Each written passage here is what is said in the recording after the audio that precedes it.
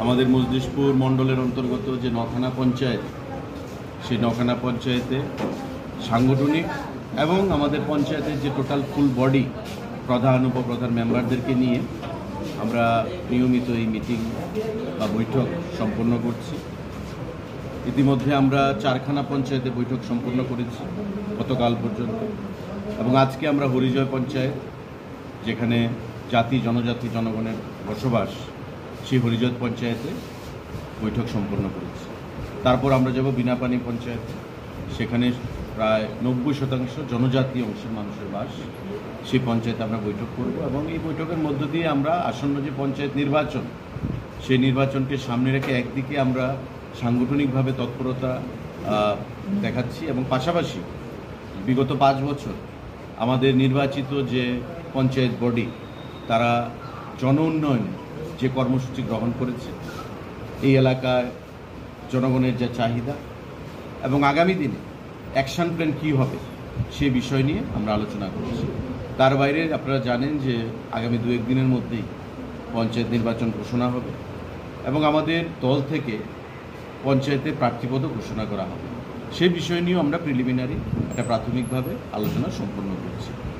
তো আমরা অত্যন্ত আনন্দিত যে বিগত 5 বছর আমাদের প্রতিটি পঞ্চায়েতে অভূতপূর্ব সফলতার সঙ্গে কাজ হয়েছে।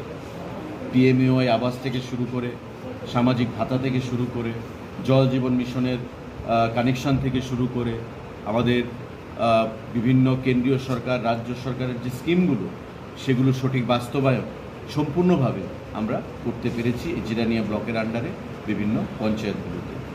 তো আগামী দিনেও আমাদের লক্ষ্যমাত্রা থাকবে যে এই জিরানিয়া ব্লক এবং এই পঞ্চায়েতগুলো নির্বাচনের মাধ্যমে যে নতুন বডি সেখানে তৈরি হবে, তারা যেন মানুষকে পাশে নিয়ে জনগণের আশা আকাঙ্ক্ষা পূরণ করে প্রতিটি ক্ষেত্রে আমাদের মানুষের যে চাহিদা সেগুলো পূরণ করতে পারে, এবং একটা আদর্শ পঞ্চায়েত হিসাবে প্রতিটি জায়গায় যেন আমরা আমাদের মানুষকে সঙ্গে নিয়ে কাজ করতে পারি।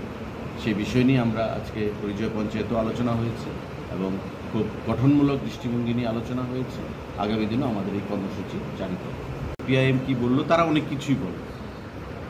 এখন একটা কথা বলে যে fault finders will find fault even in paradise. যারা ভুল ধরে অভ্যস্ত, তারা স্বর্গে গেলেও ভুল ধরবে। সুতরাং তাদের অবস্থা এমন হয়ে গেছে, জনসমর্থন হারিয়েছে, হতাশা থেকে অনেক কিছু বলছে, এবং মানুষের দৃষ্টিকে অন্যত্র ঘুরিয়ে দেওয়ার জন্য তারা সবসময় বিজেপির প্রতি, প্রশাসনের প্রতি তাদের আঙুল তুলছে। দেখুন, নির্বাচন কমিশন একটা নিজস্ব সেখানে এখতিয়ার নিয়ে কাজ করে।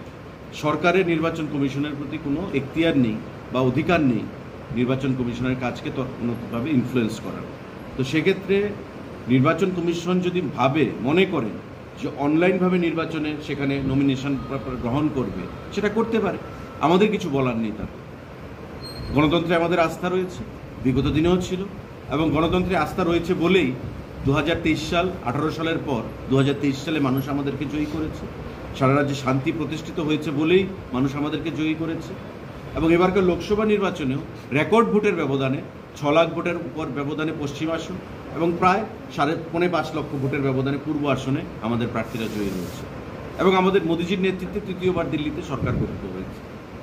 এই মজলিশপুর বিধানসভা কেন্দ্র থেকেও রেকর্ড ভোটের প্রায় 27,000 ভোটের ব্যবধানে আমাদের প্রার্থীকে আমরা জয়ী করেছি। তো জনগণ আমাদের পাশে আছে। যে ফর্মেই নির্বাচন হোক না কেন, আমরা চাইছি আরও সুন্দরভাবে হোক, কঠোরভাবে হোক, প্রতিদ্বন্দ্বিতা হোক, বিরোধীরা প্রার্থী প্রদান করুক। আমরা চাইছি, গণতন্ত্রে এটাই স্পিরিট, গণতন্ত্রের এটাই সিস্টেম। বিরোধীরা প্রার্থী দেবে, কিন্তু তারা তো প্রার্থী খুঁজে পাচ্ছে না। কাকে প্রার্থী দেবে?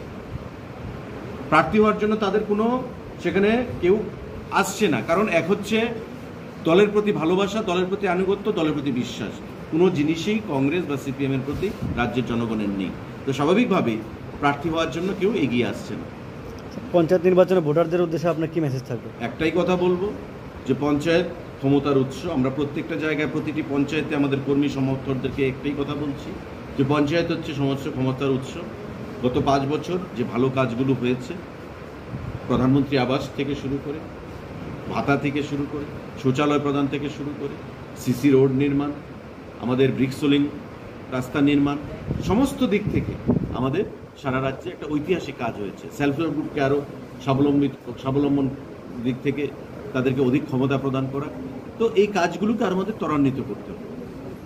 আগামী দিনে যেমন এই হরিজয় পঞ্চায়েতে আজকে আমরা মিটিং করছি, 317টা ঘর দেওয়া হয়েছে, আরও 110টার উপর অ্যাপ্লিকেশন জমা পড়ে আছে। তো নতুন ডিপিআর যখন আসবে এই 110টা ঘর আবার নতুন করে দেওয়া হবে সমস্ত রাজনীতির ঊর্ধ্বে উঠে, এবং বিগত দিনেও ঘর প্রদান করা হয়েছে সমস্ত রাজনীতির ঊর্ধ্বে উঠে। আমাদের এই কাজগুলোকে ত্বরান্বিত করতে হবে এবং বার্তা একটাই থাকবে যে জনগণের পঞ্চায়েত সমস্ত ক্ষমতার উৎস, গ্রামীণ স্বরাজ যেটা মহাত্মা গান্ধী বলেছিলেন এবং আমাদের প্রধানমন্ত্রীও সেটাকে সম্মান জানান। তাই পঞ্চায়েতের কাজকে ত্বরান্বিত করার ক্ষেত্রে পঞ্চায়েতের মানুষের অধিকারকে আরও শক্তিশালী করার জন্য এই নির্বাচনে আবার বিজেপি প্রার্থীদেরকে দিকে দিকে জয়ী করতে হবে। একটা জনগণের পঞ্চায়েত, আদর্শ পঞ্চায়েত দিকে দিকে গঠন করতে হবে।